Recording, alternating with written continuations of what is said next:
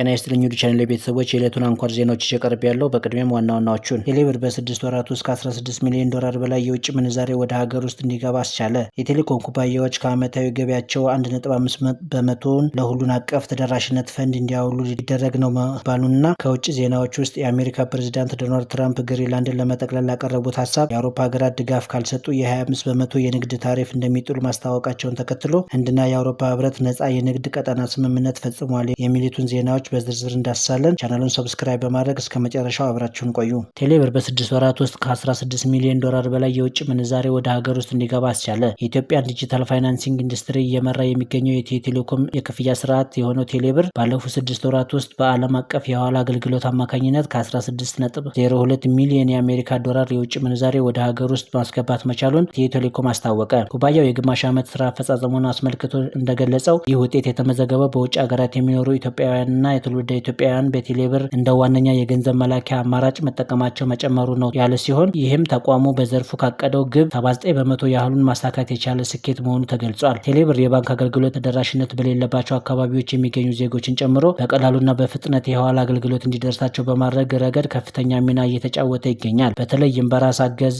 መተግበሪያዎች በወኪሎችና አገልግሎት መስጫ ማዕከላት አማካኝነት የሚሰጡ አገልግሎቶች ለውጤቱ መገኘት በምክንያትነት ተጠቃሽ ሆነዋል። ተቋሙ በግማሽ ዓመቱ አጠቃላይ በ85.02 ቢሊዮን ብር ገቢ ማግኘት የቻለ ሲሆን ይህም ካለፈው ዓመት ተመሳሳይ ወቅት ጋር ሲነጻጸር የ37% ከፍተኛ ጭማሪ አሳይቷል። ለዚህ የገቢ እድገት የድምፅ አገልግሎት 30.4% እና የዳታ ኢንተርኔት አገልግሎት 28.3% ግንባር ቀደም ድርሻ የያዙ ሲሆኑ ቴሌብር 4.9 ገቢ አስገኝቷል። ከዚሁ ከሀገር ውስጥ ዜና ሳንወጣ በኢትዮጵያ የቴሌኮም አገልግሎት እየሰጡ የሚገኙት የኢትዮ ቴሌኮም እና ሳፋሪኮም ኢትዮጵያ ልዩ ልዩ የገጠርና የጠረፍ አካባቢዎችን የቴሌኮሙኒኬሽንና የፖስት አገልግሎት ተጠቃሚ ለሚያደርጉ የሁሉን አቀፍ ተደራሽነት ፈንድ ከሚያገኙት ያልተጣራ ዓመታዊ ገቢያቸው ላይ 1.5 በመቶ እንደሚከፍሉ ኢትዮጵያ ኮሚኒኬሽን ባለስልጣን አስታወቀ። የኢትዮጵያ ኮሚኒኬሽን ባለስልጣን ምክትል ዋና ዳይሬክተር አቶ ሚሊዮን ኃይለ ሚካኤል ለሪፖርተር እንደገለጹት ይህንን ተፈጻሚ ለማድረግ በኢትዮጵያ የኮሚኒኬሽን አዋጅ ቁጥር 1148/2011 መሰረት የሁሉን አቀፍ ተደራሽነት ፈንድ የገቢ መጠን ምንጭና ስለሚተዳደርበት ሁኔታ መወሰን የሚያስችል ደንብ በቅርቡ ጸድቋል። አንዱ የፈንድ ምንጭ የቴሌኮም አገልግሎት ከሚሰጡ ኩባንያዎች ያልተጣራ ዓመታዊ ገቢ ላይ የሚሰበሰብ 1.5 በመቶ ዓመታዊ መዋጮ መሆኑን አስረድተዋል። በአሁኑ ወቅት በኢትዮጵያ የቴሌኮም አገልግሎት እየሰጡ የሚገኙት ኢትዮ ቴሌኮም እና ሳፋሪኮም ኢትዮጵያ ተመሳሳይ ክፍያ እንዲከፍሉ እንደሚደረግ ተናግረዋል። ሳፋሪኮም ኢትዮጵያ አዲስ የቴሌኮም ኩባንያ መሆኑና ባለፉት 3 ዓመታት ለሁሉም አቀፍ ተደራሽነት ፈንድ ምንም ወጪ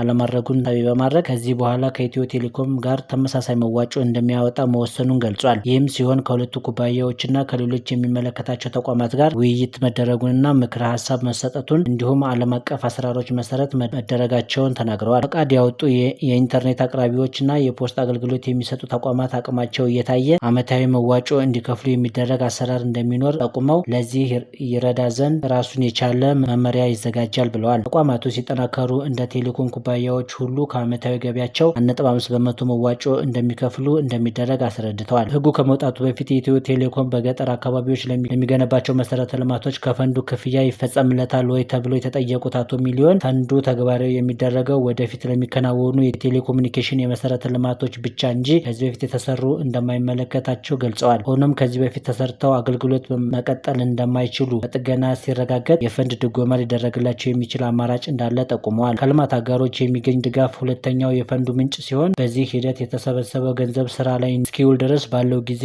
አዋጭ የሆኑ ኢንቨስትመንቶችን ለአብነት የመንግስት መዋዕለ ንዋዮች ሰነዶችን መግዛትና የሚገኘውን ትርፎችን ማሰባሰብ አማራጭ በመሆኑ ለፈንዱ መዋል እንደሚቻል ደንቡ መፍቀዱን ይህም የቴሌኮሙኒኬሽን መሰረተ ልማት ግንባታዎችን ለማፋጠን እንደሚረዳ ተናግረዋል። የኢትዮጵያ ኮሚኒኬሽን ባለስልጣናት የቴሌኮሙኒኬሽን መሰረተ ልማት እንደማይገነባ ሆኖም ፕሮጀክቶችን ቀርጾ አገልግሎት እየሰጠ የሚገኝ ኩባንያዎችን እንደሚያወዳድር አዋጭና ጥሩ ዋጋ ላቀረቡ ኩባንያዎች ፈንዱን በመስጠት መሰረተ ልማት እንዲስፋፋ እንደሚያደርግ ጠቅሰዋል። በዚህ ወደ ውጭ ዜናዎች ስናልፍ የአሜሪካ ፕሬዝዳንት ዶናልድ ትራምፕ ግሪንላንድን ለመጠቅለል ላቀረቡት ሀሳብ የአውሮፓ ሀገሮች ድጋፍ ካልሰጡ የ25 በመቶ የንግድ ታሪፍ እንደሚጥሉ ያስታወቁ ሲሆን ይህንም ተከትሎ የአውሮፓ ኮሚሽን ፕሬዝዳንት ኡርሱላ ቮንደር ሊየን ትራምፕ እየሄዱበት ያለው መንገድ ትክክል እንዳልሆነ አውሮፓ ራሷን ችላ የምትቆምበት ጊዜው አሁን መሆኑን አስታውቀው ነበር። ትራምፕ ግሪንላንድን ለመጠቅለል ያቀረቡት ሀሳብ ሲሞግቱ ከቆዩ በኋላ ትናንት ጥር 19 ቀን 2018 ዓ.ም በህንድ ኒው ዴልሂ በመገኘት ከህንድ ጠቅላይ ሚኒስትር ናሬንድራ ሞዲ ጋር በአውሮፓ እና በህንድ መካከል ነጻ የንግድ ቀጠና እንዲኖር የሚያስችል የንግድ ስምምነት አድርገዋል። በአውሮፓና በህንድ የሚገኙ 2 ቢሊዮን ያህል ህዝቦች